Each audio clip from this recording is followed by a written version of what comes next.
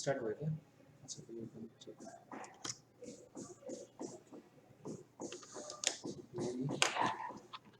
हाँ इसको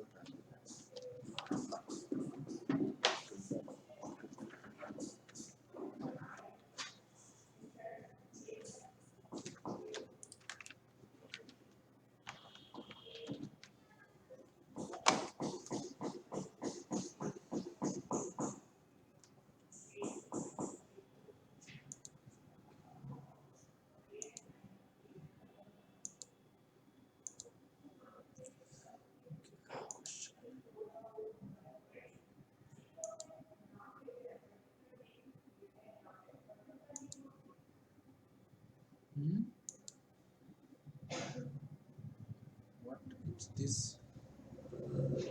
This is not good.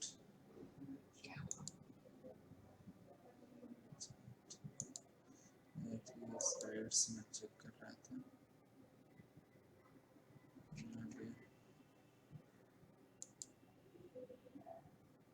अच्छा ये स्क्रीन को दिख रही है ना?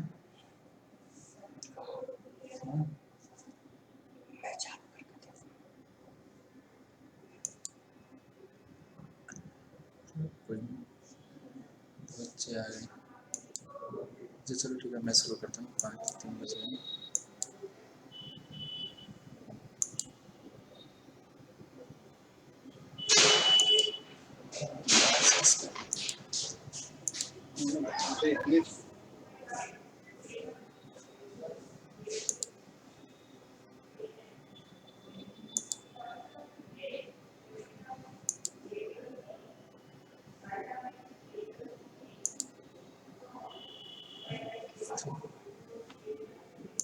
You are now unmuted.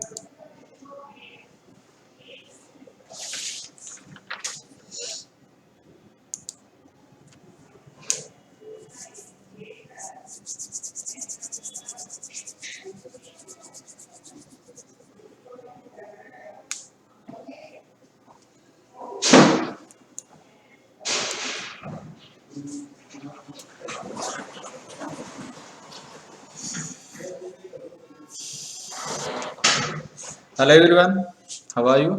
Good afternoon, Pritam. How are you, Deepak and Sanupal?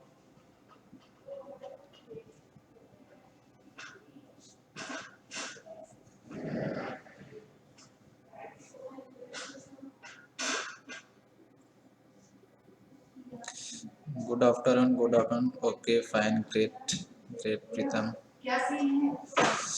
Okay, so previously हमने पढ़ा था हमने बेसिकली काइनेमेटिक्स के क्वेश्चंस किए थे एंड रिलेटिव के भी कुछ क्वेश्चंस हमने किए थे।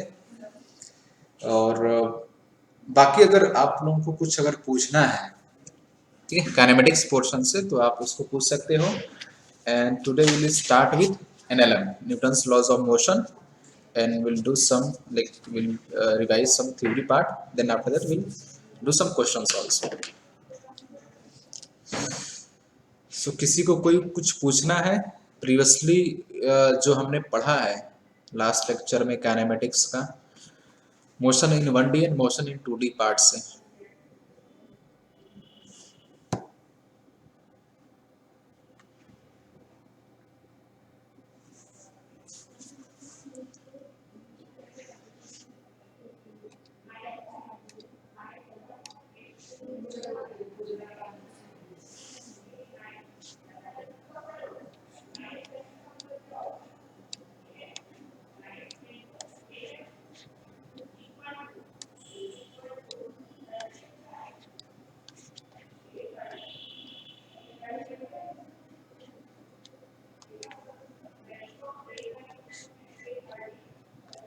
ओके,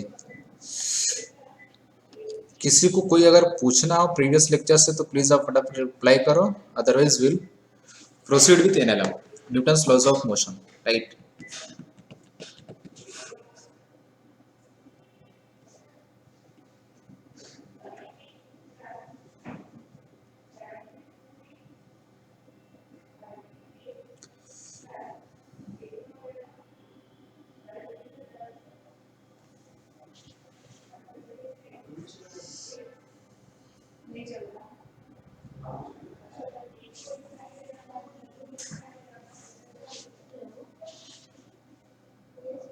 ओके, दैट्स फाइन, बहुत बढ़िया, अच्छी बात है। चलो ठीक है। अब NLM means Newton's laws of motion, right. तो बेसिकली क्या है इसमें, जो न्यूटन के 3 रूल हैं, राइट, 3 जो लॉज हैं, उस पे बेस्ड हमें प्रॉब्लम्स करना है। तो स्लाइटली डिफरेंट देखो, जो अभी तक हमने क्या पढ़ा था, काइनेमेटिक्स का पोर्शन हमने पढ़ा, राइट। सो काइनेमेटिक्स में क्या होता है, काइनेमेटिक्स में हमें इफेक्ट्स को पढ़ना होता है कि like how a particle is moving, right. Kinematics मैंने लिखा है। तो काइनेमेटिक्स हमें क्या पढ़ना होता है, इफेक्ट्स मीन्स व्हाट, किसी पार्टिकल का डिस्प्लेसमेंट कितना है, उसकी वेलोसिटी कितनी है, उसका एक्सेलरेशन कितना है, ठीक है। मेनली हम क्या पढ़ते हैं, displacement, distance, speed and velocity, right. और इसके different form in different like 1D में हम पढ़ते हैं, 1 डायमेंशनल में, फिर उसके बाद 2 डायमेंशनल में हम पढ़ते हैं, ठीक है। बट हमें ये नहीं उसमें पढ़ते कि पार्टिकल अगर कोई v वेलोसिटी से मूव कर रहा है या फिर a एक्सेलरेशन से मूव कर रहा है तो वो क्यों पड़ रहा है, क्यों ऐसा मूव कर रहा है, ठीक है। या उसका पाथ ऐसा क्यों है, फोर्स कैसे लग रहा है। तो हम रीजन के पीछे नहीं जाते, हम बस इफेक्ट जो उससे जो रिजल्ट आता है, मतलब कितना डिस्प्लेसमेंट हुआ, डिस्टेंस हुआ, वेलोसिटी, हम उस चीज को पढ़ते हैं। तो जो इसका सेकंड पार्ट है मैकेनिक्स का, डायनामिक्स भी बोलते हैं उसको, और एनएलएम में हम इस चीज को पढ़ते हैं, रीजन या cause of the motion, basically कि वाई वो पार्टिकल इज मूविंग, पार्टिकल क्यों मूव करता है, ठीक है। या कोई ऑब्जेक्ट, कोई ब्लॉक, लेट अस सपोज कि अगर मैंने एक ब्लॉक बनाया यहाँ पे, ठीक है, एक ब्लॉक है यहाँ पे। अब इस ब्लॉक पे अगर मैं फोर्स लगाऊंगा, अगर ये स्मूथ सरफेस पे रखा हुआ है, ठीक है, and if I will apply a force F, ठीक है, then this block will start moving like this in horizontal plane, right। अब इस फोर्स लगाने से इस ब्लॉक के अंदर क्या एक्सेलरेशन होगा, क्या वेलोसिटी होगी, and after certain time what will be it's displacement, distance, वो सारी चीजें हम निकालेंगे। तो हमें यहाँ पे कॉज भी स्टडी करना है कि क्यों मूव कर रहा है, राइट। सिंपल सी बात है। अब एक चीज और है कि अगर हम फोर्स की बात कर रहे हैं तो फोर्स में फोर्स की डायरेक्शन भी मैटर करेगी कि फोर्स हम किस डायरेक्शन में अप्लाई कर रहे हैं, राइट। इसी एग्जांपल को लेते हैं, चलो इसको मैं एक डिफरेंट बना लेता हूँ। लेट अस सपोज ऐसे एक ब्लॉक रखा हुआ है हॉरिजॉन्टल प्लेन पे, एंड मैं इस पे फोर्स अप्लाई कर रहा हूँ in 2 ways, right. First one is in this direction like this, let us suppose this is the first situation, and if I apply a force like this in vertically downward direction of same magnitude, ये जो force का magnitude है ये same है, ये दोनों same है, ठीक है। फर्स्ट वन सिचुएशन ये है, सेकंड सिचुएशन ये है। तो आपको बताना किस सिचुएशन में ब्लॉक मूव करेगा, किस सिचुएशन में ब्लॉक मूव नहीं करेगा, अगर नहीं मूव करेगा तो ऐसा क्यों है। ये सेकंड सिचुएशन है, राइट। ये फर्स्ट है और सेकंड सिचुएशन। फटाफट आप लोग रिप्लाई करो कि फर्स्ट में मूव करेगा या सेकंड में मूव करेगा, अगर किसी सर सिचुएशन। फर्स्ट में ऊपर। ओके, चलो बढ़िया। सेकंड में मूव नहीं करेगा, नो सर, सर नीचे पाथ ही नहीं है सर उसको जाने के लिए। ओके ओके ओके ओके, चलो बढ़िया। हाँ, एक्चुअली ये भी बात कर सकते हो कि ये अर्थ है, ठीक है, ये पूरा क्या है, ये अर्थ है। तो नीचे स्पेस नहीं है, जगह नहीं है जहाँ पे ये मूव कर सके, ठीक है, ठीक है, ठीक है, सही है, ठीक है, सिंपल है। अगर हम इस वन को देखें तो सिंपल क्या है कि इस डायरेक्शन में, मतलब ब्लॉक को मूव करने के लिए यहाँ कोई हिंड्रेंस नहीं है, मतलब कोई रेजिस्टेंस नहीं जो इसके मोशन को रोक सके। अगर हम यहाँ पे फ्रिक्शन को नेग्लेक्ट करें तो, अभी फ्रिक्शन को कंसिडर नहीं कर रहे हैं, न्यू क्या है यहाँ पे 0 है, कोफिशिएंट ऑफ फ्रिक्शन, ठीक है। तो उस सिचुएशन की हम बात कर रहे हैं। तो सिंपली ये क्या होगा, इस डायरेक्शन में मूव करता रहेगा। और हमें न्यूटन सेकंड लॉ से क्या पता है, फोर्स इज इक्वल टू या में, right, force applied is equal to mass into acceleration, net force. तो यहाँ से एक्सेलरेशन क्या आ जाएगा, acceleration is equal to force by mass आ जाएगा सिंपली, ठीक है, राइट। अब अगर इस सेकंड सिचुएशन में हम देखें तो सेकंड का ये अर्थ है, और हमें पता है कि अर्थ लाइक अगर वैसे अगर बनाओ आप तो इतनी बड़ी जो अर्थ है, ठीक है, इतना बड़ा जो अर्थ कर, अभी मैं छोटा सा बना रहा हूँ, ठीक है, इस पे एक छोटा सा इसे ब्लॉक मैंने रख दिया, राइट। अब ठीक है, 2 kg, 4 kg, 5 kg, 10 kg का हो सकता है। तो ये अर्थ का मास इतना ज़्यादा है कि ये लाइक, और ये जो चीज सरफेस इतना स्ट्रांग होता है, कि इसको पेनिट्रेट नहीं कर, हाँ बट ये भी हो सकता है अगर हम डिफरेंट प्लेसेस पे जाए, लेट अस सपोज कि लाइक अगर यहाँ पे सैंड रखा हो, बालू हो, या फिर कोई वैसा कीचड़ टाइप का हो, तो वहाँ पे क्या होगा कि अगर इस पे मैं फोर्स अप्लाई करते रहूँ, मतलब जो फोर्स का मैग्नीट्यूड इसको मैं बढ़ाते रहूँ, तो एक समय ये हो सकता है थोड़ा सा पेनिट्रेट कर जाए, बहुत स्लाइटली होगा, वो सिग्निफिकेंट नहीं होगा, ठीक है, हल्का सा पेनिट्रेट कर सकता है अगर जो सरफेस है कुछ वैसा हल्का टाइम लाइक सैंड हो सकता है या फिर मड हो अगर वहाँ पे, तो हो सकता है वैसा, ठीक है, बट जनरली वैसा नहीं होगा, ठीक है। तो फोर्स हम किस डायरेक्शन में अप्लाई कर रहे हैं वो भी चीज़ इंपॉर्टेंट होती है। और जैसे जैसे अब यहाँ पे हमें रिलेशन दिख रहा है acceleration equal to force by mass, मतलब कि जैसे जैसे हम फोर्स का वैल्यू बढ़ाते रहेंगे एक्सेलरेशन की वैल्यू क्या होगी, बढ़ती जाएगी, ठीक है। तो किसी को जो न्यूटन्स 3 लॉज हैं, मतलब Newton's first law, second law and third law, उस 3 लॉज में किसी को अगर कोई चीज पूछना है तो फटाफट रिप्लाई करो, अगर नहीं पूछना तो फिर हम क्वेश्चंस डायरेक्टली करेंगे। ये न्यूटन सेकंड लॉ का मैंने आपको ये रिजल्ट डायरेक्टली लिख के बताया है, ये सेकंड लॉ है, ठीक है। Force is equal to M, या फिर इसको कैसे हम लिखते थे, force applied is equal to rate of change of momentum of the particle. किसी को दीपक, हर्षिता, प्रीतम, रिंकी, सानू, अगर किसी को जो 3 लॉज है न्यूटन्स के, ठीक है, न्यूटन्स फर्स्ट लॉ क्या, लॉ ऑफ सर इनर्शिया होता है, एक हाँ सर रिंकी, एक बार समझा दीजिए फिर। ओके ओके चलो ठीक है, मैं क्विकली उसको एक्सप्लेन कर देता हूँ आपको, ठीक है। और किसी को लगता है कि उसको तीनों लॉज समझने की जरूरत है, चलो ठीक है कोई बात नहीं, इसको हम क्विकली एक बार समझ लेते हैं। देखो न्यूटन का जो फर्स्ट लॉ है, ठीक है, फर्स्ट लॉ क्या बोलता है, मैं एक बार पहले स्टेटमेंट बोलता हूँ फिर मैं उसको एक्सप्लेन करूंगा कि if a body is in it rest और motion then it's try to be in the position of rest और मोशन। मतलब क्या है कि अगर कोई पार्टिकल बॉडी ऑब्जेक्ट, ठीक है, रेस्ट पर है, ठीक है, unless we apply an external force, ठीक है, अगर ये रेस्ट पर है तो ये हमेशा रेस्ट पर ही रहना चाहेगा, ठीक है। या अगर कोई पार्टिकल ऑब्जेक्ट बॉडी अगर इस तरीके से कांस्टेंट वेलोसिटी से या किसी भी तरीके से मोशन कर रहा है, v हो गया या एक्सेलरेशन हो गया, तो ये कांस्टेंट इस मोशन के पोजीशन में रहना चाहेगा, ठीक है। फॉर एग्जांपल देखो आप, एग्जांपल इसके बहुत सारे ले सकते हो, मोशन का देखते हैं, ठीक है। जनरली आपने देखा होगा, लेट अस सपोज शायद आपने भी एक्सपीरियंस किया होगा, अगर मान लो कि आप चलती हुई बस से या फिर ऑटो हो या कोई भी व्हीकल हो, अगर हम उसमें ट्रेवल कर रहे हैं, अगर वो चल रहा है, ठीक है, लेट अस सपोज बस हो, ट्रक बस हो या फिर जीप हो, ऑटो कुछ भी हो, अगर वो चल रहा है, उस चलती हुई बस, ट्रक या फिर ऑटो से अगर हम उतरने की कोशिश करते हैं, ठीक है, तो हम गिर जाते हैं मोस्ट ऑफ टाइम, या फिर हमें ये सजेस्ट किया जाता है कि बेटा उतरते समय क्या करना है, जो बस की डायरेक्शन उस डायरेक्शन में थोड़ा दौड़ना है, ठीक है, तब आप नहीं गिरोगे। इसका रीजन यही है कि बस चल रही है और बस के साथ साथ हम भी चल रहे होते हैं, तो अगर हमें वो जो रेजिस्टेंस है वो फेस नहीं करना है, तो मतलब लाइक लॉ ऑफ इनर्शिया ऐसे फर्स्ट लॉ यही बोलता है, क्योंकि हम मोशन में हैं तो मोशन में ही रहना चाहेंगे, ठीक है।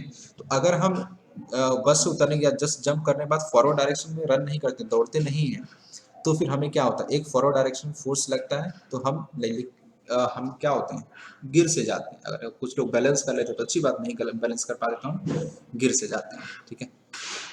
तो ये है मोशन का, ठीक है, अगर मोशन में है तो हम मोशन में ही रहना चाहते हैं। रेस्ट का सिंपली आप देख लो, अगर कोई चीज रेस्ट में है, लेट अस सपोज कि अगर हम जनरल एग्जांपल लें, ठीक है, अगर हम जनरल एग्जांपल लें, लेट अस सपोज कि मैंने क्या किया, मोशन का खैर एक और एग्जांपल आप ले सकते, जैसे जो लोग क्रिकेट खेलते हैं, ठीक है, क्रिकेट में क्या होता है, क्रिकेट आप लोग देखते हैं, तो लेट अस सपोज एक बैट्समैन है, ठीक है, एक बैट्समैन ने बॉल को हिट किया, ठीक है, और एक प्लेयर खड़ा है यहाँ पे, उसने क्या किया, इस बॉल को कैच करने की कोशिश की, ठीक है।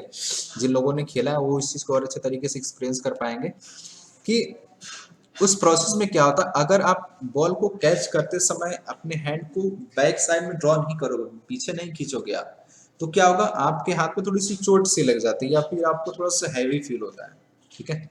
बट अगर आप अपने हैंड को थोड़ा पीछे ड्रैग करोगे आप, तो आपको शायद वो चीज फील नहीं होगी, ठीक है, बिकॉज इसमें सेम चीज लगती है कि बॉल क्या मोशन में है, ठीक है। और अगेन मोशन में ही रहना चाहेगा, हम फोर्स अप्लाई करें फिर भी इसको मोशन में वो रहना चाहेगा। तो हम क्या करते हैं, जब हम कैच करते हैं तो हमें ये सजेस्ट किया जाता है, अगर आप हाथ में चोट ना लगे तो आपको थोड़ा सा अपने हैंड को ऐसे पीछे के डायरेक्शन में ड्रैग करना पड़ेगा, सो दैट आपकी चोट ना लगे।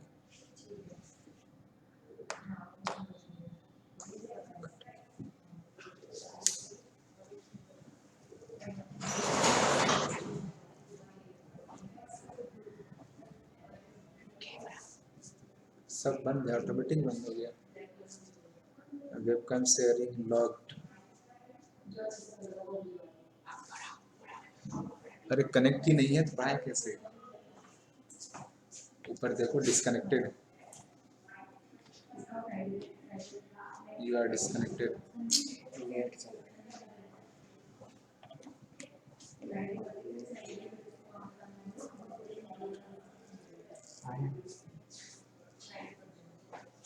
नहीं नहीं, रिफ्रेश मारो, रिफ्रेश मारो।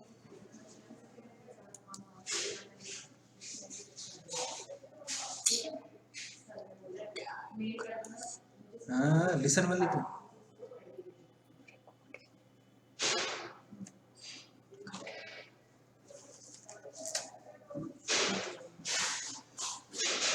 Can you hear me? क्या मेरी आवाज आ रही है आप लोगों को?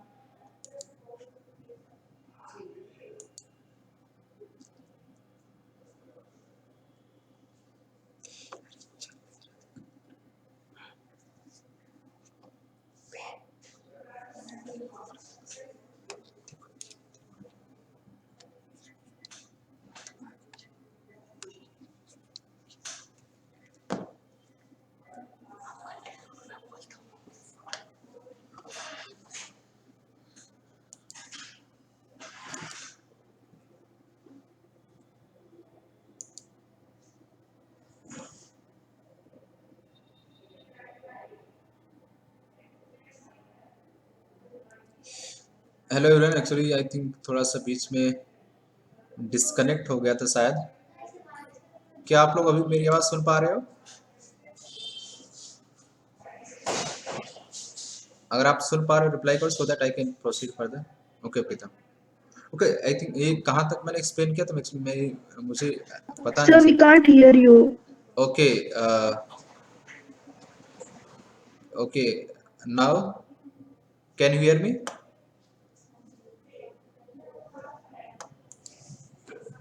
Can you hear me now?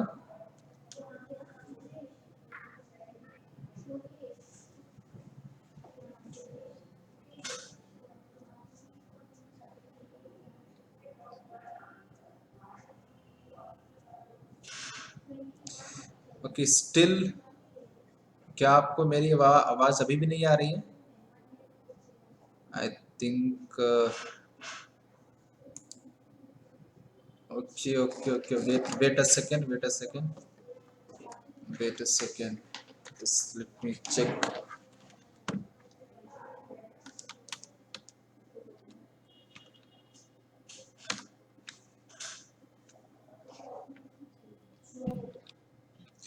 Okay, yeah, can you hear me now?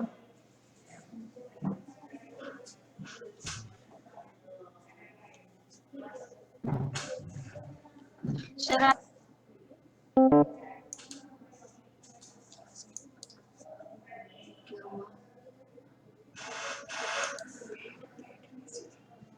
Okay, okay, fine. So I think is my voice is audible to you? Yes, sir, you are audible. Okay, thank you.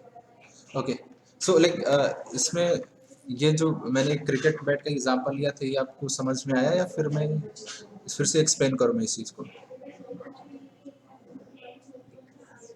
ये जो second example मैं ले रहा था, ये example आप सुन पाए clearly या फिर मैं फिर से एक्सप्लेन करूँ इस चीज को?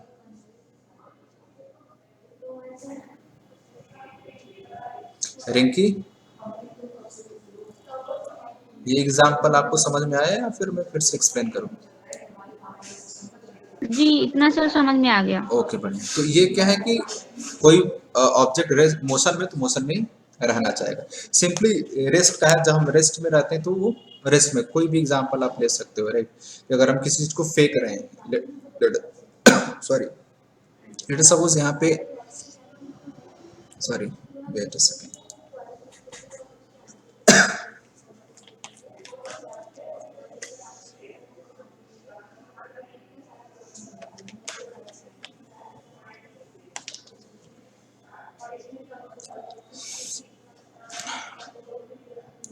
ओके। सो अगर हम दूसरा एग्जांपल लें, लाइक रेस्ट का, ठीक है। तो लेटर सपोज अगर यहाँ पे कोई ब्लॉक है, ये रेस्ट पर हमने इसको थोड़ा सा पुश कर दिया है, तो अगर हम नॉर्मल कंडीशन लें, जनरल जो कंडीशंस होती हैं, तो क्या होगा, ये जो ब्लॉक है ये कुछ दूर चलेगा ऐसे, अब कुछ दूर चलने के बाद क्या होगा, एक समय पे ये रुक जाएगा बिकॉज ऑफ द फ्रिक्शन, ठीक है। क्योंकि इनिशियली रेस्ट पे था, मैंने थोड़ा सा पुश किया इसको, तो कुछ देर ये चला, फिर क्या होगा, फाइनली यू एक सर्टेन टाइम के बाद क्या हो जाएगा, रेस्ट में आ जाएगा, ठीक है। जैसे बॉल है, मान लो बॉल को मैंने फेंका, तो अगर ग्राउंड पे ऐसे मैंने, अर्थ पे, जमीन पे ऐसे मैंने फेंक दिया, क्या वो कुछ दूर जाएगा, फिर वो एक सडन टाइम पे क्या आ जाएगा, वो रेस्ट पर आ जाएगा, ठीक है। So, इसमें और भी एग्जांपल हम ले सकते हैं, ठीक है, बट आई थिंक अभी के लिए इतना ठीक है। बाकी हम सेकंड लॉ की तरफ मूव करते हैं, ठीक है। You are now muted.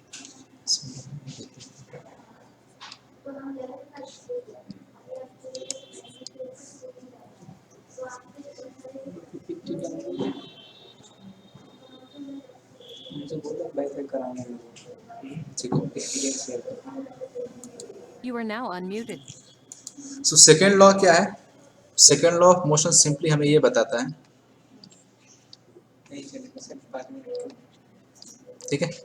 Second law of motion simply हमें ये बताता है कि rate of change of momentum of a particle is equal to force applied, या फिर दूसरे तरीके से हम बोल सकते हैं force applied is equal to rate of change of momentum of the particle, ठीक है। स्टेटमेंट आप लिखना चाहो तो इस तरीके से लिख सकते हो, अगर इसको आप समझना चाहो तो इस तरीके से हम लिख सकते हैं, F is equal to D P by D T, where P क्या है, यहाँ पे मोमेंटम को रिप्रेजेंट कर रहा है, ठीक है। और P की वैल्यू क्या होती है, मास इनटू वेलोसिटी, ठीक है, मास इनटू वेलोसिटी ऐसे होती है, ठीक है। तो यहाँ पे अगर आप पुट करोगे इसको, d by D T of mass into velocity, ठीक है, ऐसे। और मास क्या है, यहाँ पे कांस्टेंट है, तो मास को हम बाहर ले लेंगे, तो ये सिंपली क्या आ जाएगा, m into D by D T of V आ जाएगा, ठीक है, D by D T of V आ जाएगा। And D V by D T क्या होता है, एक्सेलरेशन होता है, ठीक है। तो फोर्स बराबर क्या आ जाएगा, मास इंटू एक्सेलरेशन। ये हमारा क्या, न्यूटन सेकेंड लॉ हो गया, ठीक है। ये फोर्स अप्लाइड इक्वल टू, इसको और हम पढ़ेंगे जब हम पढ़ेंगे मोमेंटम के बारे में, और इसी तरीके से हम पढ़ेंगे, तो उसमें और डिटेल में इसको rate of change of momentum जो होता है उसको हम पढ़ेंगे, एफडीटी लीनियर इंपल्स भी होता है, उस चीज़ को हम पढ़ेंगे उस टाइम, ठीक है। बट अभी न्यूटन सेकेंड लॉ में क्या सिंपल ये बोलता है कि force applied is equal to rate of change of momentum of the particle, ठीक है। तो एफ इक्वल टू, हमें यहाँ से हमें एक रिलेशन मिल जाता है कि ये आप बोल सकते हो net force applied on A particle object body, जो भी आप बोलना चाहो बोल सकते हो, नेट फोर्स, ठीक है। नेट फोर्स अप्लाइड मतलब जो भी फोर्स है उसका सबका क्या करना, हमें वेक्टर सम करना है, ठीक है। एग्जाम्पल इसमें क्या लेना, एग्जाम्पल तो बहुत सारे हैं, ठीक है। मान लो कि आप यहाँ पे सिंपल एग्जाम्पल, एक ब्लॉक है 2 kg का, एंड लेट अस सपोज कि हम एक एक्सटर्नल फोर्स अप्लाई कर रहे हैं 10 न्यूटन का, ठीक है। अब 10 न्यूटन का फोर्स लगा रहे हैं, 2 kg का ब्लॉक है, ये स्मूथ सरफेस पे रखा हुआ, एक्सेलरेशन कितना हो जाएगा इस ब्लॉक का, फटाफट बताओ, what would be the acceleration of this block, अब 2 kg ब्लॉक, 5 मीटर पर सेकंड। ओके 5, लाइक सिंपल है, फोर्स बाई मास हो जाएगा सिंपली, तो force is 10 and mass is 2, सो हमें क्या मिल जाएगा 5 मीटर पर सेकंड स्क्वायर, सिंपल, ठीक है। तो ये एक सिंपल है, इसका क्या एक इलस्ट्रेशन है, ठीक है, राइट सर, सिंपल क्या हो जाएगा 5 हो जाएगा, ठीक है। तो ये सेकेंड लॉ है। अब थर्ड लॉ की बात करते हैं, तो थर्ड लॉ क्या बोलता है, third law of Newton simple ये हमें बोलता है, for every action there is equal and opposite reaction unless there unless there should not be any external force applied. For example, अगर हम सबसे बेस्ट एग्जांपल लेते हैं ऐसे, ठीक है, एक ब्लॉक है, ये अर्थ सरफेस है, ठीक है, एक अर्थ सरफेस है, तो इस ब्लॉक का जो मास है नीचे क्या लगेगा, ग्रेविटेशनल फोर्स लगेगा m इंटू जी, ठीक है, तो m इंटू जी ये लाइक डाउनवर्ड एक्ट करता है, तो ये जो अर्थ है ये भी एक अपवर्ड फोर्स लगाती है, उसको हम क्या बोलते हैं, नॉर्मल रिएक्शन फोर्स बोलते हैं, जो इस तरीके से लगता है, ठीक है, इक्वल एंड अपोजिट इस सिचुएशन में, ठीक है, क्योंकि ये रेस्ट पर है पूरा सिस्टम, कोई मोशन नहीं कर रहा है, तो यहाँ पे नॉर्मल इक्वल टू क्या हो जाएगा, mc के बराबर हो जाएगा, ठीक है। अगर लेट अस सपोज कि दो ब्लॉक कांटेक्ट में इस तरीके से अगर आप मानो, लेट अस से कि एक ब्लॉक ये है और एक ब्लॉक ये है, ठीक है, ये ब्लॉक ए है और एक ब्लॉक बी है, और एक फोर्स हम ऐसे अप्लाई कर रहे हैं लाइक दिस, इस तरीके से, ठीक है, तो ये जो अगर आप एफबीडी बनाओ, ठीक है, एफबीडी अगर आप बनाओगे तो एक जो है ए पे, चलो एक मिनट एफबीडी बना के समझाते तो ज़्यादा बेटर रहेगा, ठीक है, अगर इसमें कोई चीज़ नहीं समझ में आएगी तो बताना फटाफट। मैं ए का जो ब्लॉक ए है उसका मैं एफबीडी बना रहा हूँ सिंपल, ठीक है, देखो ब्लॉक ए का एफबीडी बनेगा सिंपल, कैसे बनेगा, ये एफ फोर्स ऐसे लग गया, इसका जो मास होगा तो इसका एक नीचे क्या लग जाएगा, mg फोर्स लग जाएगा, ग्रेविटेशनल फोर्स, और ये कांटेक्ट सरफेस है तो इसकी वजह से क्या होगा, एक नॉर्मल रिएक्शन फोर्स हो जाएगा, let us say it n1, ठीक है। अब ये जो एक कांटेक्ट सरफेस है इनके बीच में क्या होगा, एक नॉर्मल फोर्स डेवलप होगा, तो नॉर्मल फोर्स ए जो है बी पे लगाएगा और बी ए पर लगाएगा, तो बी जो ए पर लगाएगा वो कैसे होगा, इस डायरेक्शन में होगा, ठीक है, तो इसको हम क्या बोल, normal force, normal reaction force on A due to B, इसको हम ये बोल सकते हैं, ठीक है। उसी तरीके से अगर बी का आप एफबीडी बनाओगे, बी ब्लॉक का, ठीक है, तो बी ब्लॉक का बनाओगे तो इस पे भी एक नॉर्मल रिएक्शन फोर्स लगेगा, जो ए के थ्रू लगेगा वो इस डायरेक्शन में लगेगा, और ये कितना होगा, N B A, N B A का मतलब क्या, normal reaction force on B due to A, ये हो गया, ठीक है, ये डाउनवर्ड mg हो जाएगा, जो भी मास होगा उसको हम लिख लेंगे, ठीक है, और ये जो कांटेक्ट सरफेस है, ये वाला जो कांटेक्ट सरफेस है, इसकी वजह से एक नॉर्मल रिएक्शन फोर्स हो जाएगा, let us say it n2, इसको लेट अस से हम n2 बोल देते हैं, ठीक है।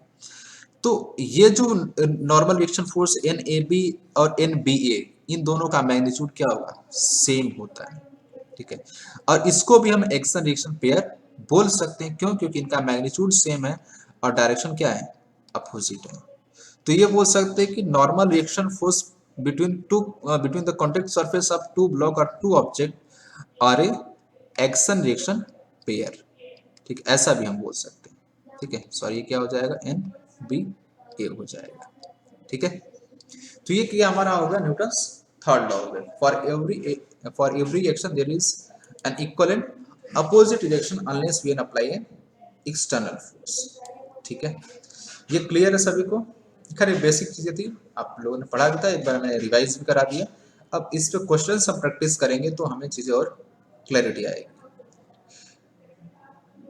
इसमें पूछना है किसी को, रिंकी क्लियर है आपको, ये मैंने जस्ट ब्रीफली एक्सप्लेन किया है, मैं डिटेल Yes, में, sir. Okay that's good fine, okay चलो फिर हम थोड़ा क्वेश्चन के फॉर्म में आते हैं, एंड उसमें जो जो कॉन्सेप्ट्स इन्वॉल्व होंगे उसको हम रिवाइज करके थोड़ा आगे बढ़ेंगे, ठीक है, तो ज़्यादा बेटर होगा, ठीक है। ये एक सिंपल सा क्वेश्चन है, एनएलएम का क्वेश्चन है, एक थ्योरेटिकल कॉन्सेप्ट से स्टार्ट होता है, ठीक है, आप इसको रीड करो और बताओ क्या आंसर आ रहा है इसमें।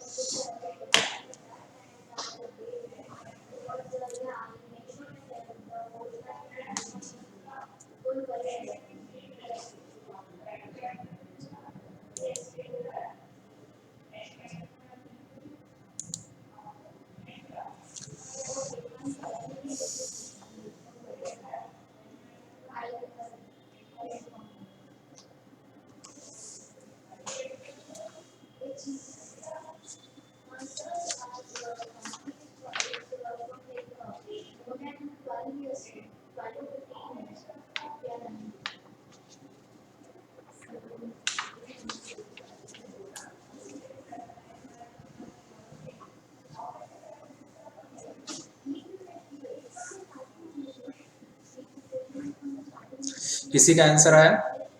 एनीवन? दीपक, हर्षिता, निकिता, प्रीतम? थोड़ा सा आपको सोचना नहीं पड़ेगा, लॉजिकल है, कैलकुलेशन तो खैर इसमें कुछ है नहीं, सिंपल लॉजिक पे बेस्ड है ये क्वेश्चन। हाँ दीपक, फिर से आप बोलो, मैं आपकी आवाज़ क्लियरली सुन नहीं पाया।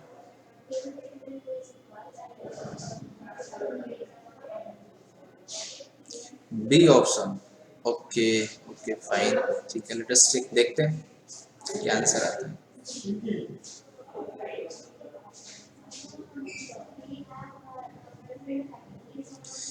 और किसी का कोई आंसर?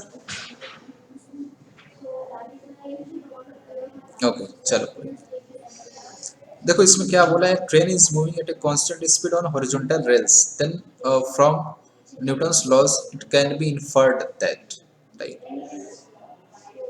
अब ट्रेन क्या है, अब आई होप सभी लोगों ने देखा ही होगा और ट्रेवल भी किया होगा, ठीक है। और एक चीज हमें पता है कि अगर हम अर्थ पे चल रहे हैं, ठीक है, अर्थ पे चल रहे हैं तो उसमें फ्रिक्शन का बहुत बड़ा रोल है। अगर फ्रिक्शन फोर्स नहीं होता तो हम चल ही नहीं पाते, ठीक है, हम कहीं नहीं चल पाते। अब जस्ट इमेजिन कि अगर फ्रिक्शनलेस सरफेस है, अगर आइस जो बोला जाता है फ्रिक्शनलेस, वो सबसे मिनिमम कोफिशिएंट ऑफ फ्रिक्शन उसमें होता है, फिर भी उसमें फ्रिक्शन होता है, ठीक है, तब भी हम उसमें क्या होता है कि हम चल पा रहे होते हैं, ठीक है। तो अगर फ्रिक्शन ना हो तो हम मूव ही नहीं कर सकते, एक प्लेस से दूसरी प्लेस पे जा ही नहीं सकते, ठीक है। और अब यहाँ पे क्या बात कर रहे हैं कि ये train is moving with constant speed, ठीक है। कांस्टेंट स्पीड का मतलब ये हो गया कि देयर इज नो एक्सेलरेशन, ठीक है, there is no acceleration.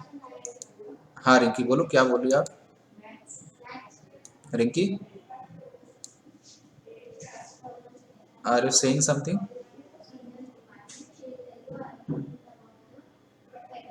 Okay, so constant speed means what, कि जो ट्रेन है उसका एक्सेलरेशन नहीं हो, क्या है, जीरो है, ठीक है। अब ट्रेन का एक्सेलरेशन जीरो है तो इसका क्या मतलब कि जो ट्रेन में आगे इंजन लगा हो उसका कोई रोल नहीं है? नहीं, बिल्कुल उसका पूरा रोल है। रोल क्या है कि अगर आप थोड़ा सा ऑब्जर्व करोगे रेलवे ट्रैक्स को, ठीक है, देखो मैं उतना अच्छा तो नहीं बना पाऊंगा बट मैं कोशिश करता हूँ, ठीक है। ऐसे दो आयरन की लंबी लंबी स्ट्रिप्स होती हैं, ठीक है, और इस पे ऐसे ट्रेन चल रहा होता है, ठीक है। देखो मैं उतना अच्छा ड्राइंग में नहीं बना पा रहा बट मैं जस्ट वैसे आपको दिखा रहा हूँ, राइट। तो ये जो आयरन की स्ट्रिप्स होती हैं इसको आप देखोगे तो काफी रफ होता है, हाँ ठीक है। जो ऊपर वाला लेयर होता है वो क्या होता है कि जो ट्रेन चल चल के थोड़ा सा स्मूथ हो जाता है, स्टिल काफी रफ होता है। मतलब मैं ये कह रहा हूँ उसमें फ्रिक्शन होता है बेसिकली। रफ का मतलब क्या है कि उसमें फ्रिक्शन है, ठीक है। तो उस फ्रिक्शन को ओवरकम करने के लिए इंजन को फोर्स लगाना पड़ेगा, ठीक है। जैसे कि हम अगर ये ट्रेन का एग्जांपल, आप सिंपल एग्जांपल अगर लो, आप उसी को इस तरीके से भी समझ सकते हो। लेट अस से कि एक ब्लॉक है ऐसे, ठीक है, और यहाँ पे फ्रिक्शन भी है, मतलब कुछ न्यू कोएफिशिएंट ऑफ फ्रिक्शन दिया हुआ है। तो अगर इस ब्लॉक को मूव कराना है तो हमें एक मिनिमम अमाउंट ऑफ फोर्स लगाना पड़ेगा, कितना, अगर यहाँ पे फ्रिक्शन की वैल्यू अगर एफ एम है, एफ एम मीन्स व्हाट की maximum value of friction at this point, हमें इससे ज्यादा फोर्स लगाना पड़ेगा तभी ये ब्लॉक मूव करेगा। उसी तरीके से यहाँ पर एक certain amount of force engine को लगाना पड़ेगा सो दैट कि ये जो ट्रेन है वो स्टार्ट हो सके, अपने पोजीशन से शिफ्ट होना शुरू हो जाए, ठीक है। हाँ जब चलना स्टार्ट हो जाएगा तब ये हो सकता है कि वो जो इतना फ्रिक्शन रिक्वायर्ड है, मतलब इनिशिएट करने के लिए, एक्सेलरेट करने के लिए फोर्स लगाएगा, फिर उसके बाद एक वेलोसिटी आ जाएगी। उस मोमेंट में क्या होगा कि जितनी फ्रिक्शन की जरूरत है उतना ही फोर्स इंजन ने लगाए, तो क्या होगा कि जो इंजन जितना फोर्स लगा रहा है वो फ्रिक्शन को बैलेंस कर लिया और एक्सेलरेट नहीं हो रहा है। एक्सेलरेट नहीं हो रहा दैट मींस व्हाट कि उस मोमेंट पे जो उसकी वेलोसिटी होगी उसी कांस्टेंट वेलोसिटी से वो ट्रेन या जो ब्लॉक, अगर ब्लॉक की हम बात करें वो इसे मूव करता रहेगा। तो इंजन को क्या एक फोर्स लगाते एक मिनिमम अमाउंट ऑफ फोर्स जो फ्रिक्शन को बैलेंस कर सके वो उसको लगाना पड़ेगा, ठीक है। तो इसमें जो फर्स्ट ऑप्शन दिया है इंजन इज शट ऑफ, ये तो पॉसिबल ही नहीं है। अगर इंजन ही बंद हो जाए तब तो चलेगा ही नहीं, ठीक है। लेट अस सपोज कि ऐसा अगर आप इमेजिन करो और फर्स्ट ऑप्शन जो है कि मान लो कि क्या किया, स्टार्ट की एक वेलोसिटी गेन की उसके बाद इंजन को बंद कर दिया, अगर इंजन को बंद कर दिया और ब्रेक को रिलीज कर दिया तो क्या होगा कि रिटार्डेशन स्टार्ट हो जाएगा। रिटार्डेशन स्टार्ट हो जाएगा मींस व्हाट की वेलोसिटी क्या होगी, डिक्रीज होते होते होते एक सर्टेन टाइम में जीरो हो जाएगा। बट इसमें क्या बोला, कांस्टेंट स्पीड से मूव करा तो ये पॉसिबल नहीं। सेकंड क्या दिया, the engine is necessarily providing a constant driving force. ये सही ऑप्शन है। क्यों? क्योंकि उस जो मिनिमम रिक्वायरमेंट फ्रिक्शन फोर्स है उसको बैलेंस करने के लिए कांस्टेंट फोर्स इंजन को लगाते रहना पड़ेगा to maintain a constant speed. ठीक है, engine supply a constant power. Power क्या होता है, rate of change of energy होता है। ठीक है, तो एनर्जी नहीं, एक फोर्स उसको अप्लाई करते रहना पड़ेगा उसको बैलेंस करने के लिए। No force acts on the train, ये तो गलत है। ठीक है, तो जो सही ऑप्शन क्या हो गया, B is the correct answer. समझ में आया सबको ये? अगर इसमें स्टिल किसी को कुछ पूछना है तो रिप्लाई करो फटाफट। अगर समझ में आ गया तो भी आप रिप्लाई करो so that I can proceed further. Deepak, Harshita, Nikita,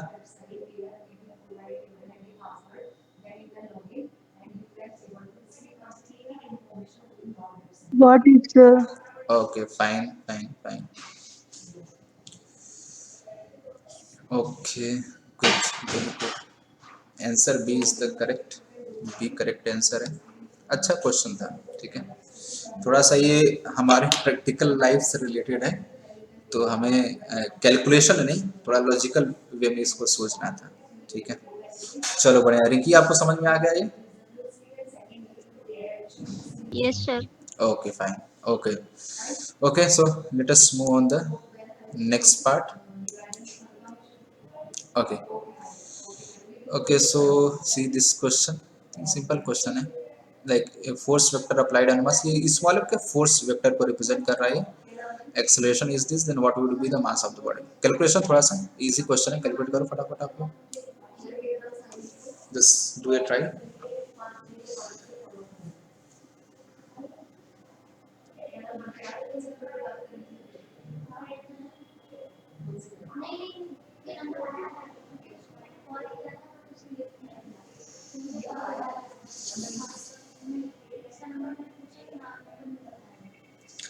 बहुत इजी क्वेश्चन है, इसमें कुछ नहीं करना आपको। एक्सेलरेशन दिया हुआ है, अब फोर्स आपको वेक्टर में दिया हुआ है, स्टिल एक लाइक इसमें एक्स वाई जेड तीनों डायरेक्शन दिया हुआ, बट ये 1D मोशन है। ठीक है, 2D मोशन नहीं है ये। 1D मोशन मींस व्हाट कि जो ऑब्जेक्ट है वो एक डायरेक्शन में से ही कहीं मूव कर रहा है। ठीक है, तो सिंपली आपको इस फोर्स का मैग्नीट्यूड निकाल लेना है एंड सिंपल जो न्यूटन सेकंड लॉ जस्ट अभी हमने रिवाइज किया उसमें उसको अप्लाई कर लेना। अगर किसी का आंसर आ गया तो रिप्लाई करो फटाफट।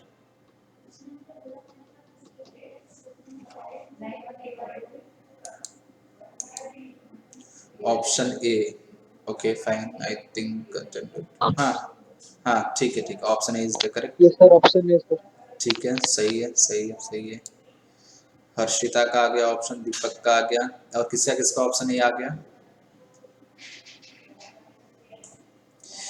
और किसका ऑप्शन ए आ गया, फटाफट आप रिप्लाई कर दो देन विल। ओके, प्रीतम का भी आ गया, चलो बढ़िया सिंपल। अब आपको क्या निकालना है, एफ का इसका मैग्नीट्यूड निकाल लेना है। ठीक है, तो जो एफ का मैग्नीट्यूड आप निकालोगे, फिर मॉड ऑफ एफ आप लिखो। इसको कैसे हम निकालते हैं, स्क्वायर रूट ऑफ इस सारे टर्म में क्या करो, स्क्वायर करके रूट ले लो आप। तो 6 square plus 8 square plus 10 square.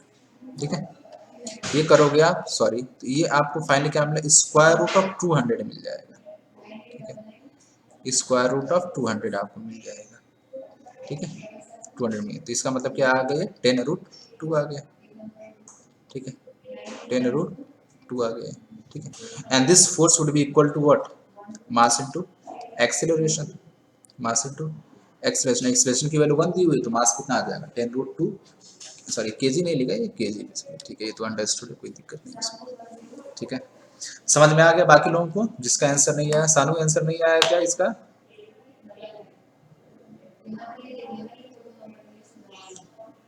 Easy question था यार, इसमें कुछ नहीं करना था, सिंपल आपको इसका मैग्नीट्यूड निकालना था, F equal to M A कर देना था। सानू एंड, और किसका आंसर नहीं है, रिंकी आपका आंसर आया या नहीं आया? Yes sir, ओके, दैट्स आ गुड। गया। चलो बहुत बढ़िया, ओके बढ़िया है, बढ़िया। ओके, चलो नेक्स्ट मूव करते हैं हम। ये आप देखो, ये थोड़ा सा अच्छा क्वेश्चन है, आपको एक सिंपल सा कॉन्सेप्ट लगाना पड़ेगा सूडो फोर्स का। क्वेश्चन को रीड करो, आप आंसर बताओ क्या हो सकता है।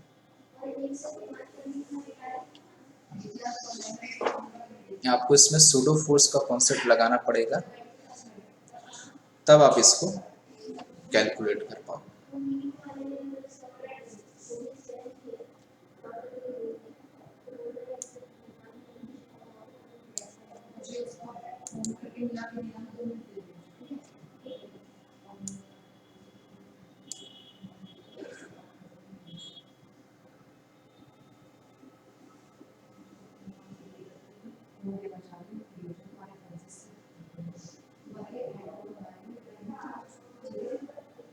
Option C, option C, elevator moves upward with uniform velocity. A person is standing in elevator in which situation he finds the weight less than the actual. नहीं सानू, ऑप्शन सी गलत है, ऑप्शन सी सही नहीं है।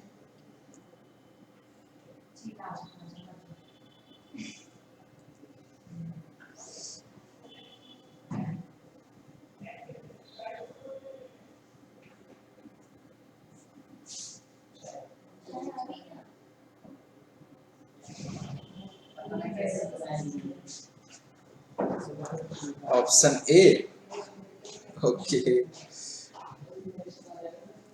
Okay okay okay, चलो ठीक है, चेक कर लेते हैं।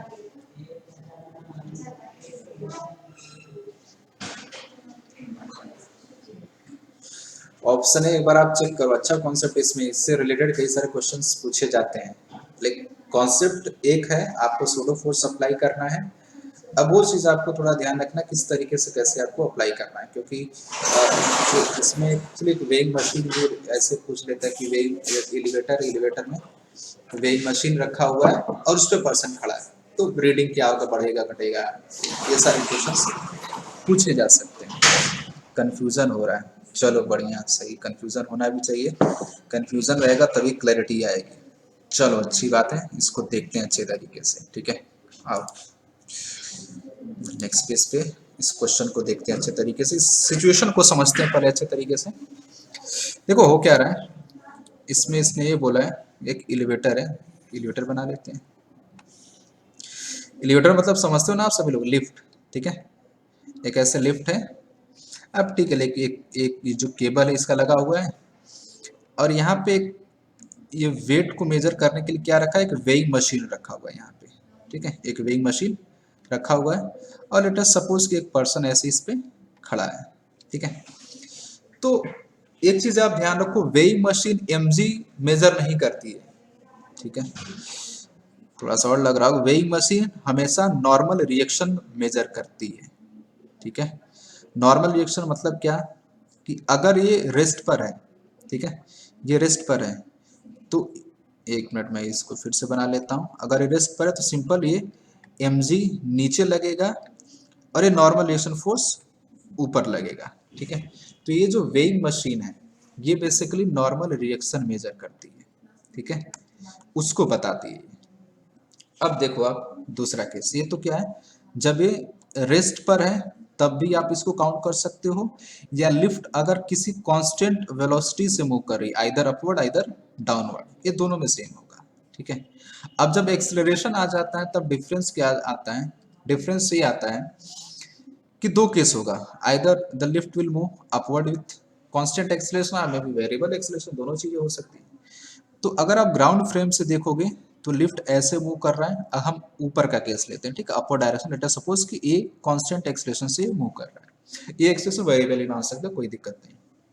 तो अगर आप यहाँ पे आओगे, यहाँ पे अगर एक ऑब्जर्वर आएगा लिफ्ट में, ठीक है, आपको पता है कि अगर ये जो फ्रेम है, मतलब अगर यहाँ पे एक ऑब्जर्वर आ गया, ठीक है, मैंने वो बस सिंपली बना दे रहा हूँ, अगर यहाँ पे ऑब्जर्वर आ गया तो जिस फ्रेम में ऑब्जर्वर है वो क्या ए एक्सेलरेशन से ऊपर जा रहा है, तो इस ऑब्जेक्ट पे, ऑब्जेक्ट मतलब ये जो पर्सन है, इस पे क्या लगेगा, एक सूडो फोर्स लगेगा डाउनवर्ड डायरेक्शन। अब देखो इस सिचुएशन में मैं बना रहा हूँ, इसमें ये वेइंग मशीन हो गया हमारा, ठीक है, और ये पर्सन हो गया, ठीक है, ये पर्सन हो गया, इस पर्सन का mg तो पहले से ही था, ठीक है, mg तो हमेशा ऐसे एक्ट करेगा, और लिफ्ट ऊपर जा रही है, तो हमें क्या पता, जो सूडो फोर्स लगता है एफ एस में, एफ पी बना रहे हैं। F P means what, pseudo force, ठीक है, सूडो फोर्स, राइट।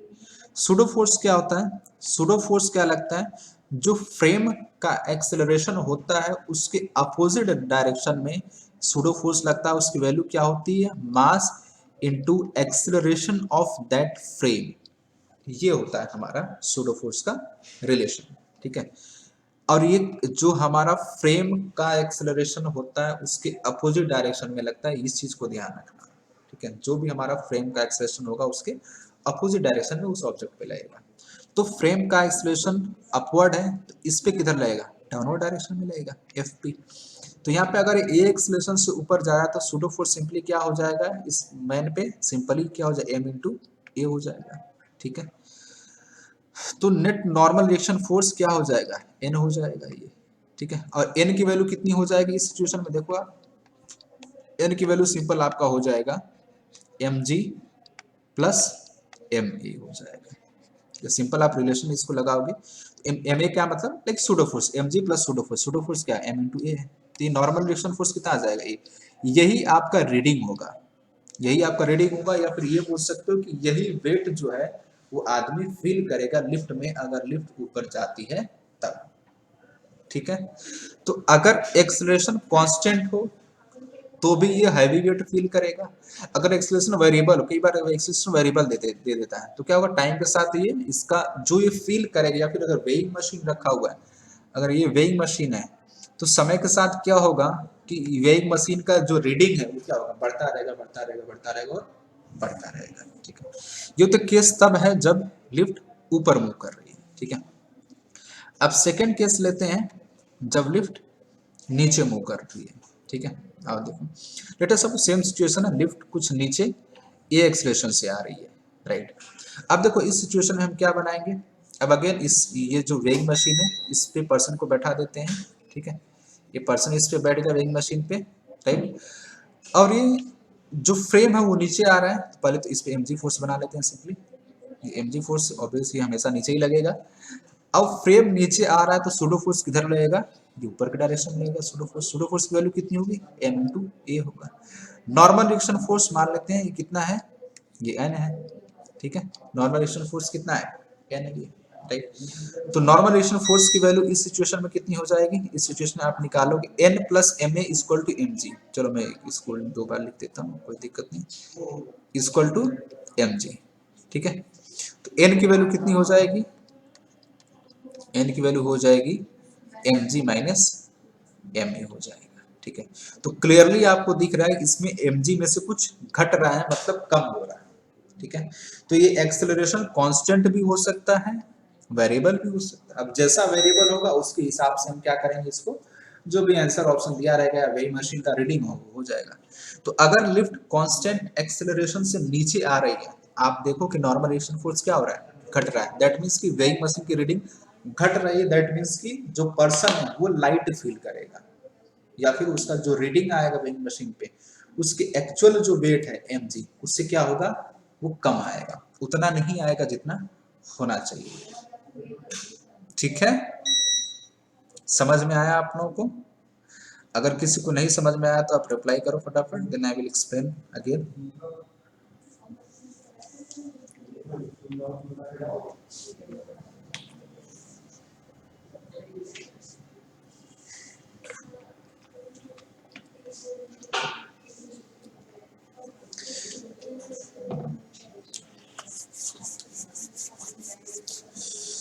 समझ में आया प्रीतम? ये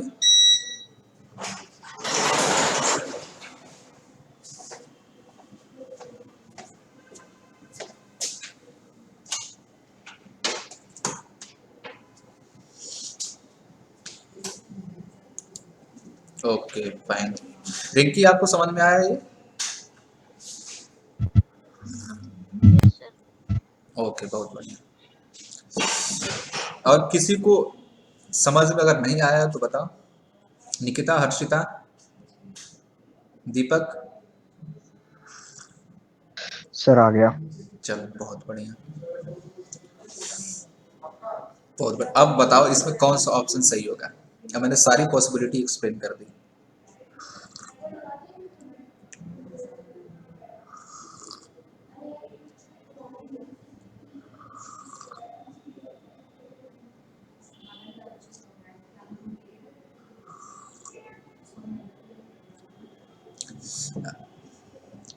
एग्जैक्टली।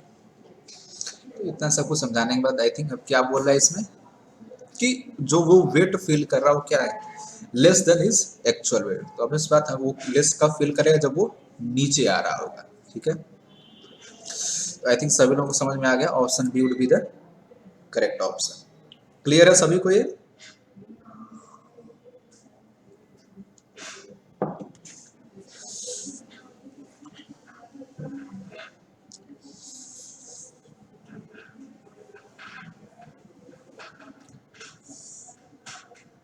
चलो बहुत बढ़िया बहुत बढ़िया। हर्षिता निकिता आपको समझ में आ गया ये?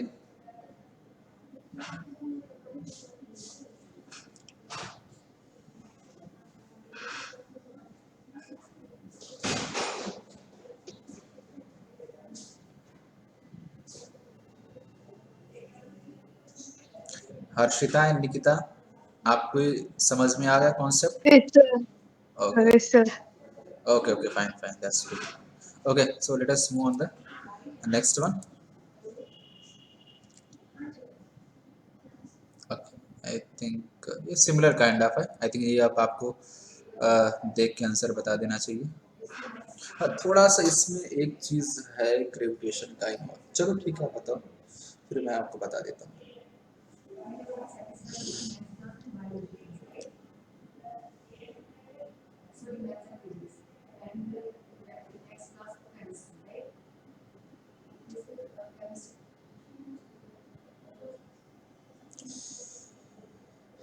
सेम कॉन्सेप्ट पे बेस्ड है, थोड़ा सा इसमें आपको चेंज मिलेगा। तो मैं अभी आपको एक्सप्लेन करता हूँ, बाकी आप लोग ट्राई करके बताओ क्या आंसर आ रहा है आपका इसमें।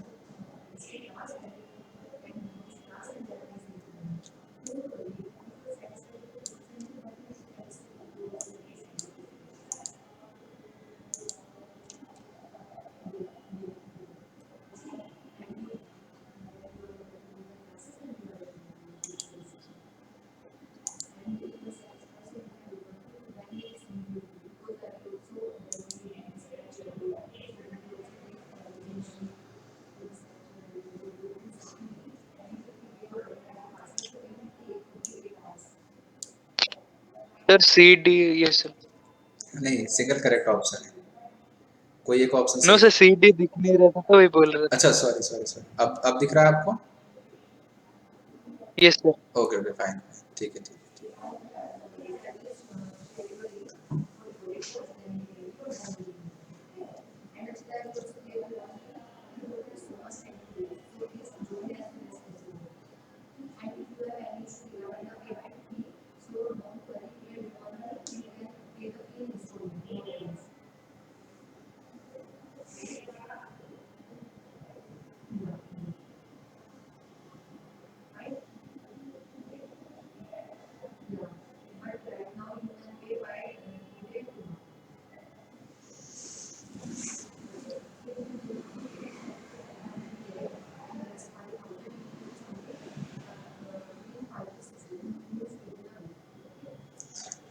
Is it the answer? No, sir.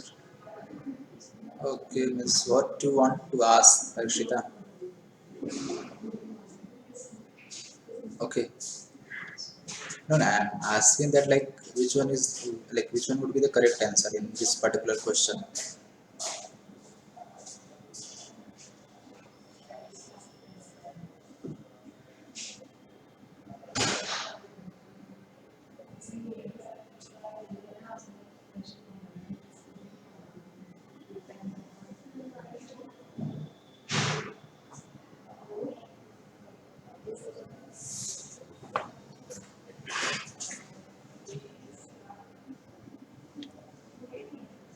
I think जो हमने अभी कॉन्सेप्ट पढ़ा उस पे बेस्ड है, बस स्लाइटली चेंज है।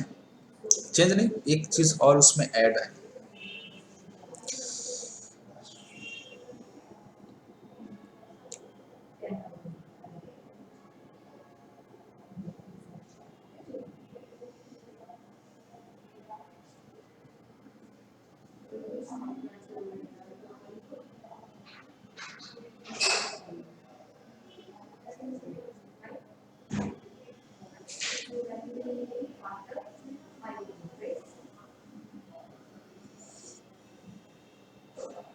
ओके सी स्प्रिंग बैलेंस में थोड़ा सा चेंज नहीं हो सकता, ठीक है, आप ऐसे मान ले सकते इस तरीके से। जैसे आपने कई बार देखा होगा कि वेट करने का एक तरीका ऐसे भी होता है कि ऐसे क्या करते हैं, एक ऐसे लिख, जैसे हमारे यहाँ ऐसे कांटा भी इसको बोलते हैं, या फिर ऐसे स्प्रिंग बैलेंस टाइप का होता है, इस टाइप का। और इसमें क्या करते हैं, जो भी वेट होता है उसको इसमें लटका देते हैं ऐसे, ठीक है। तो लेकिन यहाँ पर होता है या फिर साइड में एक स्क्रीन होता है छोटा सा, वो रीडिंग बता देता है कि क्या इसका वेट आया है, ठीक है। तो कुछ इसी टाइप का सिस्टम है जो कि एक एरोप्लेन में फिट है ऐसे, ठीक है, इस टाइप का। क्या पर्सन, ठीक है, पर्सन है यहाँ पे, पर्सन को बना दो आप, राइट। इसमें क्या होता है स्प्रिंग बैलेंस में, जो के एक्स होता है, मतलब जो रीडिंग ऑफ दिस, जो जो होगा रीडिंग, जो रीडिंग होगा वो किसके बराबर होगा, वो के एक्स के बराबर होगा। के is the spring constant and x is the elongation, right. And यहाँ पे के एक्स क्या होगा, अगर ये रिस्ट पर है तो सिंपल के एक्स आपका क्या हो जाएगा, K X should be equal to simple M G, right, इसको हम सिंपल एम जी बोल सकते हैं। बट अगर ये एक्सेलरेट कर रहा है ऊपर इस डायरेक्शन में, तो हमें पता है अगर इस फ्रेम में हम जाएंगे तो इस पे सूडो फोर्स डाउनवर्ड लगेगा, मतलब कि उस सिचुएशन में के एक्स डैश क्या हो जाएगा, K X dash will be equal to M G plus M A, right, M G plus M A, where A is the acceleration of the plane, जो भी एरोप्लेन है उसका क्या हो जाएगा, एक्सेलरेशन हो जाएगा, ठीक है। तो एक्चुअली एरोप्लेन की बात कर रहा है तो काफ़ी हाइट तक जाता है, ठीक है। तो अगर आपने ग्रेविटेशन पढ़ा है तो आपको पता होगा कि जो ये जी की वैल्यू, मतलब एक्सेलरेशन ड्यू टू ग्रेविटी जो जी है, इसकी वैल्यू हाइट के साथ घटती है, ठीक है। इसकी वैल्यू जो हाइट के साथ घटती है, और इसकी वैल्यू क्या होती है, जी इफेक्टिव या g dash equal to g upon 1 plus h by R e, ये आर ई होता है, कुछ ये रिलेशन आता है, ठीक है। मतलब जैसे जैसे एच की वैल्यू बढ़ती है, ठीक है, एच की वैल्यू जैसे जैसे बढ़ती है, ये जी डैश जो इफेक्टिव है इसकी वैल्यू क्या होती है, घट रही होती है, तो कुछ ऐसा रिलेशन होता है, ठीक है। तो ये जो टर्म है एक्सेलरेशन, लेकिन इसमें क्या बोल रहा है, goes up sorry goes up and up and up का मतलब क्या है कि ये एक्सेलरेट हो रहा है, ठीक है। एक्सेलरेट मतलब एक्सेलरेशन क्या हो रहा है, बढ़ रहा है, ठीक है, कॉन्स्टेंटली एक्सेलरेशन बढ़ रहा है। तो एक्सेलरेशन तो बढ़ रहा है, बट एक सर्टेन हाइट, मतलब जो आर ई के कंपेरेटिवली, मतलब आर ई कितना होता है, radius of earth that is 6400 kilometre. तो जब ये 400-500 किलोमीटर क्रॉस कर जाएगा तो उसके बाद क्या, जो जी की वैल्यू है वो एक अमाउंट से घटने लगती है, और वो सिग्निफिकेंट हो जाता है, मतलब ठीक है 1-2 किलोमीटर तक ज़्यादा चेंज नहीं आएगा, बट जैसे और आगे बढ़ेगा 10-15-20 किलोमीटर के ऊपर आगे बढ़ेगा, तो जो जी में चेंज आएगा वो एक सिग्निफिकेंट अमाउंट का होने लगता है, एंड दैट इज काउंटेबल, उसको हम काउंट कर सकते हैं, ठीक है। तो ये तो ठीक है, एक्सलेशन अगर ये कांस्टेंट मेंटेन करता है कोई दिक्कत नहीं, बट ये जो जी की वैल्यू है वो क्या होगा, घटने लगेगा, ठीक है। तो इनिशियली जब स्टार्ट करेगा ये एक्सलेट होना, तब क्या होगा, इसकी वैल्यू जो रीडिंग है वो पहले बढ़ेगी, क्यों, क्योंकि एक्सलेट हो रहा है, एक की वैल्यू धीरे धीरे धीरे बढ़ रही है एक सर्टेन टाइम तक। उसके बाद क्या होगा, जब एक काफ़ी हाइट पे पहुंच जाएगा तो उस हाइट पे जाने के बाद क्या होगा, जो जी की वैल्यू वो स्लाइटली घटेगा, बट सिग्निफिकेंट होगा, so that we can count that, उसको हम काउंट कर सकते हैं, ठीक है। तो पहले जब एक्सलेट होगा अर्थ से, तो पहले रीडिंग बढ़ेगी बढ़ेगी बढ़ेगी बढ़ेगी, एक सर्टेन टाइम एक लिमिट तक जाएगा, फिर उसके बाद क्या होगा, वो डिक्रीज होना स्टार्ट होगा, ठीक है। तो फर्स्ट इट विल इंक्रीज, ठीक है। एक्चुअली इस क्वेश्चन में मेंशन नहीं किया है, बट सोल्यूशन में ये चीज़ है कि इसमें जी को भी काउंट कर रहा है। अगर वो नहीं दिया रहता, अगर आपको मतलब अगर क्वेश्चन में मेंशन कर दे कि लाइक जो एक्सेलरेशन ड्यू टू ग्रेविटी है जी है, स्मॉल जी, वो कांस्टेंट है, फिक्स है, and like we don't have to consider that variation of g, तो फिर हम सिंपल ये बोल देते कि ये इंक्रीज करेगा, ठीक है। लाइक जैसे जैसे ऊपर बढ़ेगा ये इंक्रीज होता रहेगा। अगर नहीं बोला है तो हमें क्या कंसिडर करना पड़ेगा, और इस क्वेश्चन में वही चीज़ है, इसमें उसने ये जो जी का वेरिएशन है एक्सेलरेशन ड्यू टू ग्रेविटी, इसके वेरिएशन को इसने कंसिडर किया है। तो एक सर्टेन हाइट के पे जाने के बाद क्या होता है, जी की वैल्यू स्लाइटली डिक्रीज होती है, और उसको हम काउंट कर सकते हैं, भले से कम होता है बट विल काउंट दैट, ठीक है। समझ में आया ये? इसमें थोड़ा सा क्लैरिटी और कंफ्यूजन सॉरी क्वेश्चन में होना चाहिए। नहीं दिया तो हम जी का वेरिएशन काउंट करेंगे। अगर मेंशन कर दिया है कि you don't have to consider the variation of g, ठीक है, आप बेफिक्र रहो। उस केस में क्या होगा, वेट हमेशा इंक्रीज करता रहेगा, बिकॉज ये क्या हो रहा है, एक्सेलरेट हो रहा है। ठीक है, समझ में आया सभी को ये?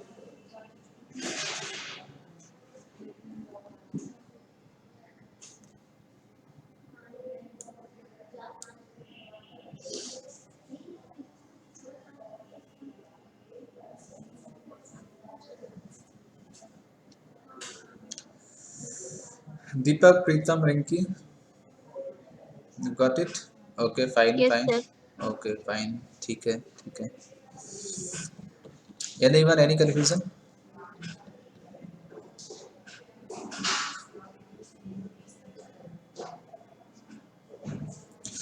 Okay, okay, okay, fine. Okay, so let us move on. Next one.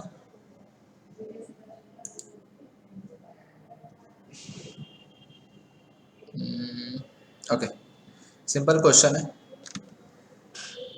थोड़ा सा आपको कैलकुलेशन करना पड़ेगा। अच्छा क्वेश्चन है, just read it and do it try.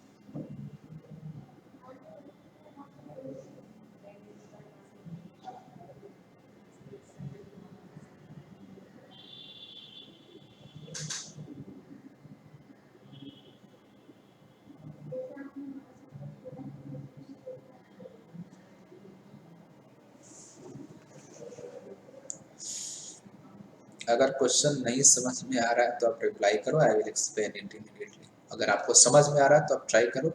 अच्छा क्वेश्चन है, थोड़ा सा आपको रिलेशन लिखना पड़ेगा, then you can solve it.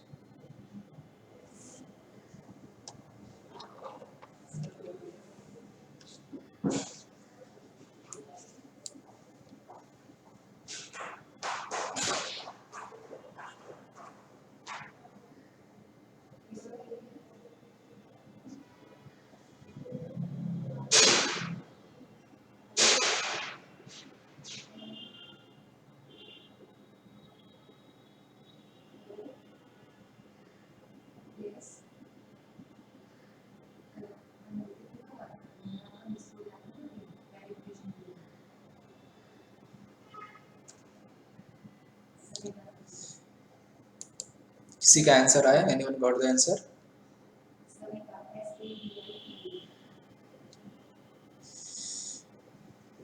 या फिर अगर नहीं समझ में आ रहा है बोलो, एक्सप्लेन करता हूँ मैं। सर टाइम सेम रहेगा? नहीं, बिल्कुल टाइम सेम नहीं रहेगा, टाइम सेम नहीं रहेगा प्रीतम, बिकॉज फोर्स 4 टाइम हो गया। फोर्स 4 टाइम्स होने का मतलब क्या है कि एक्सेलरेशन बढ़ गया, right? So you have to calculate with new acceleration, ठीक है? सेम नहीं होगा। हर्षिता, आपका आंसर आया?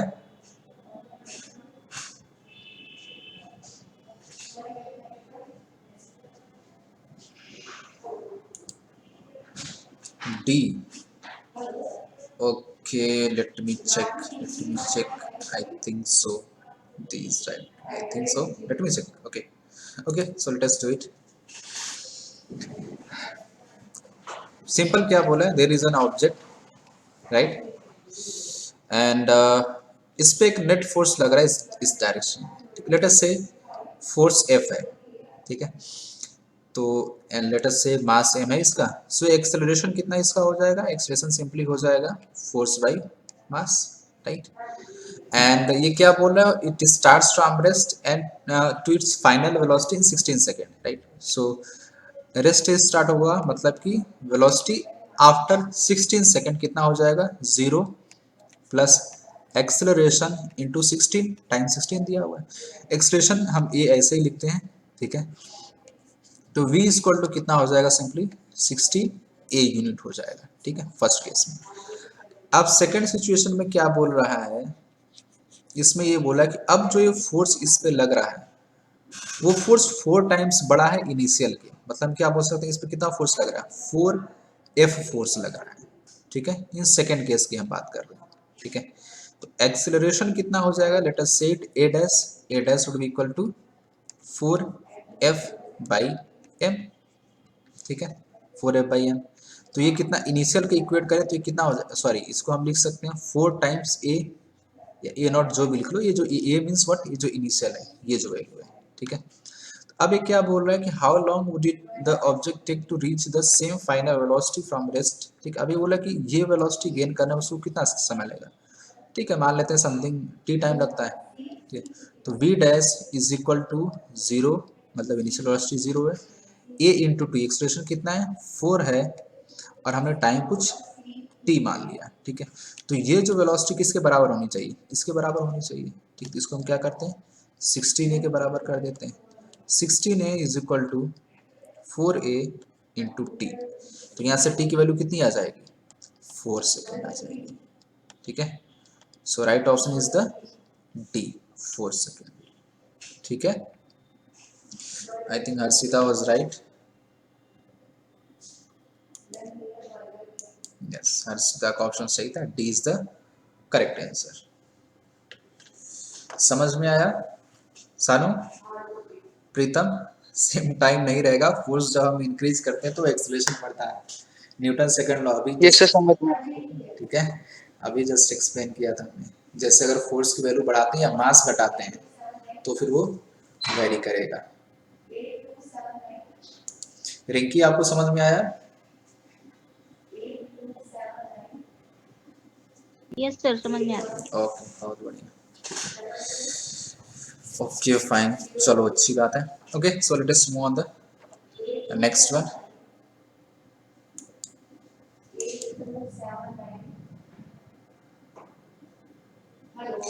ओके,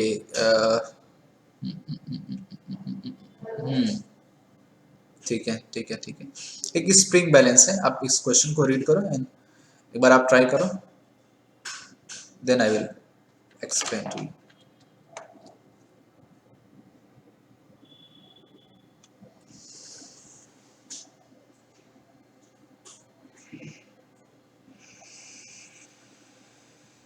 जो अभी मैंने एक स्प्रिंग बैलेंस का एरोप्लेन का आपको एग्जांपल बताया था, सेम कॉन्सेप्ट पे, नथिंग, कुछ भी अलग नहीं है इसमें, ठीक है, सिमिलर कॉन्सेप्ट पे।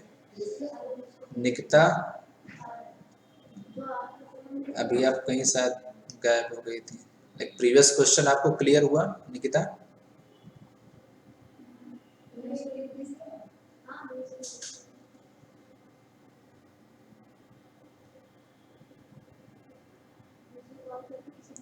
ओके, चलो अच्छी बात है।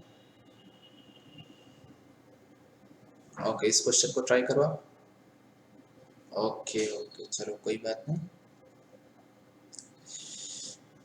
जो एयरप्लेन वाला क्वेश्चन था, spring balance, sorry spring balance hang करके जो वेट करने का तरीका था, सेम कॉन्सेप्ट पे बेस्ड है क्वेश्चन, कुछ भी अलग नहीं करना। आप चाहो तो लाइक जस्ट देख के आंसर बता सकते हो।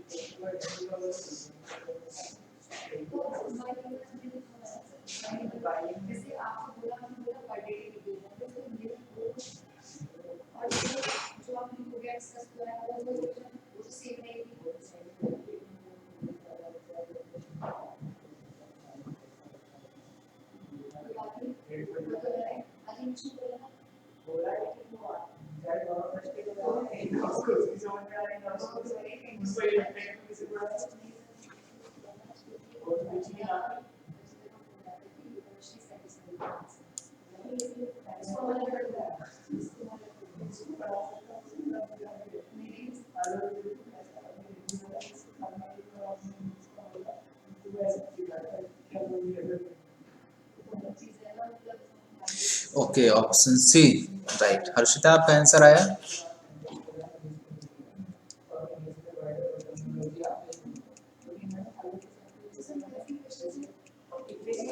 देखो सिंपल है, कुछ खास नहीं, मैं बस एक सिंपल सा डायग्राम बना रहा हूँ जो मैंने बनाया था पिछले। ऐसा कुछ स्प्रिंग बैलेंस है। इसमें क्या बोल रहा है,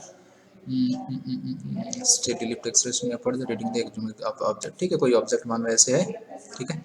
अब ये पूरा पूरा जो सिस्टम है, मतलब लाइक ठीक है, जो लिफ्ट में ऐसे है, ठीक है, ये ऊपर ऐसे जुड़ा हुआ है। ये क्या बोल रहे हैं कि ऊपर तरफ एक्सेलरेट हो रहा है कुछ ए एक्सेलरेशन से। सिंपल सी बात है। इसका अगर सॉरी, इस फ्रेम से अगर हम देखेंगे, इस फ्रेम से यहाँ पर, तो सिंपली क्या लगेगा, इस पे एक mg लगेगा और एक सूडो फोर्स लगेगा, बिकॉज सूडो फोर्स इस पे क्या है, opposite to the acceleration of the frame, that is ma, ऐसे ऊपर लगेगा, ठीक है। और जो इसमें लाइक इलोंगेशन या जो कुछ भी आप बोल लो स्प्रिंग में होगा, n मान लेते हैं रीडिंग इसकी, यही क्या है, उसकी रीडिंग है। तो हम क्या लिख सकते हैं, n is equal to mg plus ma। और इसमें क्या बोला, जो रीडिंग आ रही है, मतलब ये जो n की वैल्यू है, जो रीडिंग ये दे रहा है, वो double the actual mass of an object, वो डबल इसका आ रहा है, ठीक। तो मास या फिर वेट बात सेम है, कुछ अलग नहीं है, ठीक है। तो यहाँ पे हम क्या लिख सकते हैं, n की जगह 2mg सिंपली लिख सकते हैं। 2mg is equal to mg plus ma, ठीक है। आप इसको सॉल्व करोगे, mg इधर लेके जाओगे तो mg इक्वल टू ma आ जाएगा। दिस इंप्लाइज आपको क्या मिल जाएगा, a इक्वल टू g मिल जाएगा। मतलब कि जो लिफ्ट है वो g एक्सेलरेशन से ऊपर मूव कर रहा है, ठीक है। सानू आपका आंसर सही है, तो आंसर वुड बी जी। जो अभी प्रीवियसली हमने डिस्कस किया था सिमिलर है, कुछ खास डिफरेंस नहीं है। अब ठीक, n की जगह आप kx भी लिख सकते थे, तो कोई दिक्कत नहीं थी, ठीक है। n लिखो या kx लिखो। kx फिर वही, एक्चुअली मैंने आपको बताया कि यहाँ पे एक डिस्प्ले लगा होता है जहाँ पे ये इसको ये रीड करता है। क्लियर है सबको ये क्वेश्चन? कुछ पूछना है तो बताओ, हर्षिता, प्रीतम।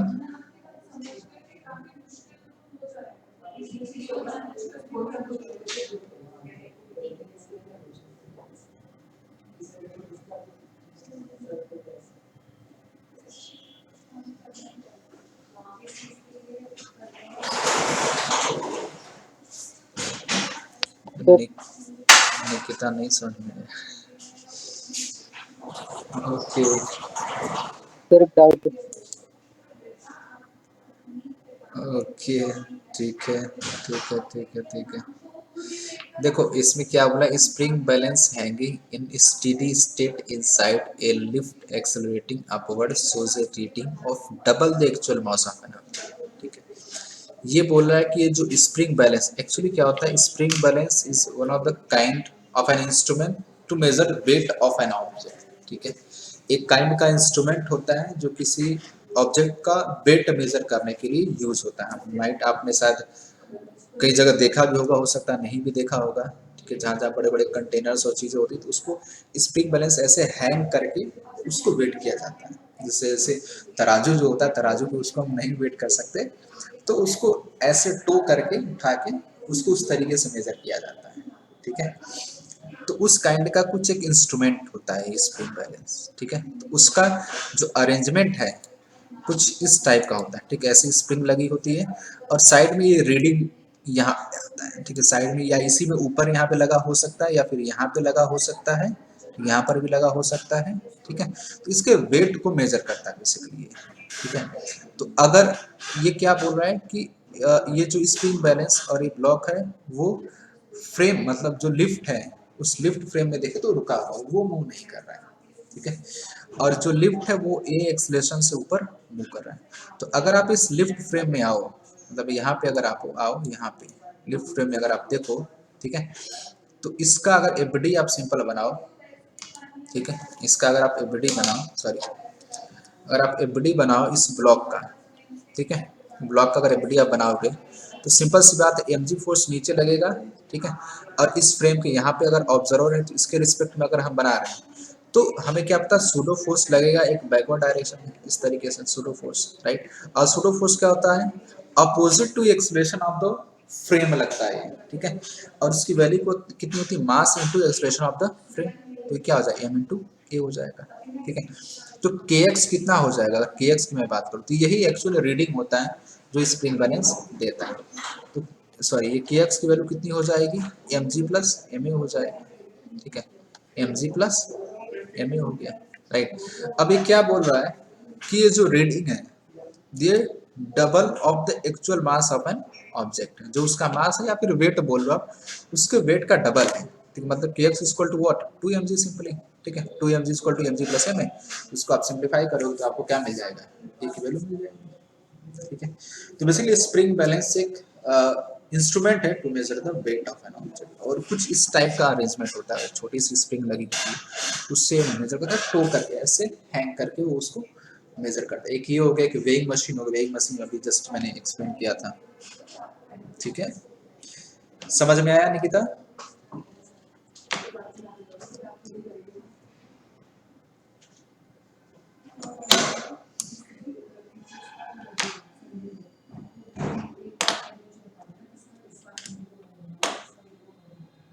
Okay fine. सॉरी, किसी और को पूछना है? स्प्रिंग बैलेंस, वेइंग मशीन, दो तीन इंस्ट्रूमेंट हमने देख लिए। Okay fine fine, okay. So will in today's class here, and हाँ कुछ चीज़ें और रह गई एनएलएम में। सो नेक्स्ट क्लास में हम एनएलएम फ्रिक्शन को कंटिन्यू करेंगे, एंड इसी के कुछ क्वेश्चंस न्यूमेरिकल और अलॉन्ग विद कॉन्सेप्ट थ्योरी जो भी इन्वॉल्व हो उसको हम डिस्कस करेंगे, ठीक है। So okay, thank you so much everyone.